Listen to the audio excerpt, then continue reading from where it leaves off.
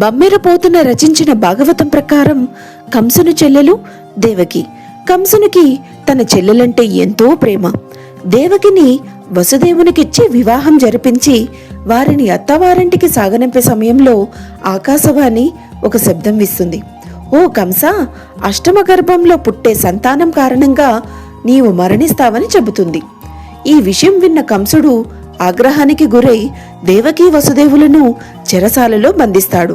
కేవలం అష్టమ గర్భంలో పుట్టే కుమారుని వల్లనే ప్రమాదమని తెలిసి కూడా దేవకీ వసుదేవులకు పుట్టిన ప్రతి బిడ్డను చంపుతూ వచ్చాడు.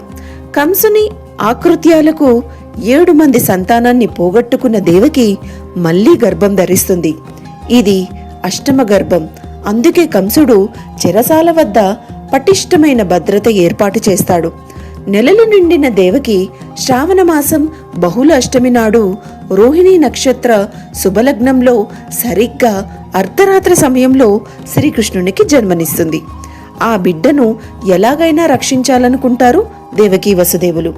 ఆ సమయంలో అర్ధరాత్రి చెరసాలలో జన్మించిన బాలుడు సాక్షాత్తు ఆ శ్రీమన్నారాయణుడే. ఆయనే తనను ఎలా కాపాడాలన్నది వసుదేవునికి వివరిస్తాడు. విష్ణుమాయతో వసుదేవుని సంకెళ్ళు విడిపోతాయి. చెరసాల తలుపులు వాటంతటవే తెరుచుకుంటాయి. సైనికులు స్పృహ తప్పి పడిపోతారు. వసుదేవుడు బాలకృష్ణుడిని బుట్టలో పెట్టుకొని రేపల్లెకు బయలుదేరతాడు. ఆ అర్ధరాత్రి వేళ కుంభవృష్టిగా వాన కురుస్తూ ఉండగా చిన్న కృష్ణునికి ఆదిశేషుడు పడగ విప్పి గొడుగు పడతాడు. అమిత వేగంతో ప్రవహిస్తున్న యమునా నది రెండుగా చీలి వసుదేవునికి మార్గం ఇవ్వగా వసుదేవుడు యమునా నది దాటుకుంటూ వెళ్లి రేపల్లెకు చేరుకుంటాడు. రేపల్లెలో యాదవరాజైన నందుని భార్య యశోద అదే సమయంలో ఆడపిల్లకు జన్మనిస్తుంది. అది గమనించిన వసుదేవుడు కన్నయ్యను యశోద పక్కన పడుకోబెట్టి ఆడపిల్లను తన చేతుల్లోకి తీసుకొని అక్కడి నుంచి తిరిగి కారాగారానికి బయలుదేరి వెళ్తాడు. వసుదేవుడు కారాగారంలోకి రాగానే తిరిగి అతనికి సంకెళ్ళు వాటికవే పడతాయి. భటులు మేల్కొంటారు. పసిబిడ్డ ఏడుపులు విని కంసునికి సమాచారం అందిస్తారు.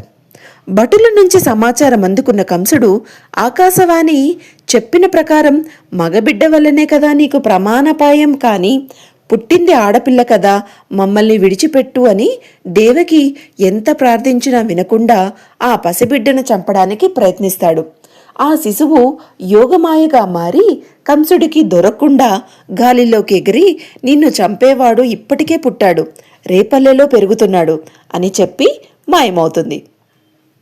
మరోవైపు రేపల్లెలో నందుడి ఇంట మగబిడ్డ జన్మించడం వల్ల రేపల్లెలో పెద్ద ఉత్సవం జరుగుతుంది. గోకులంలో అష్టమి రోజు కన్నయ్య పుట్టడానికి అందరూ సంబరాలు జరుపుకుంటారు. అందుకే కృష్ణాష్టమి గోకులాష్టమిగా ప్రసిద్ధికెక్కింది.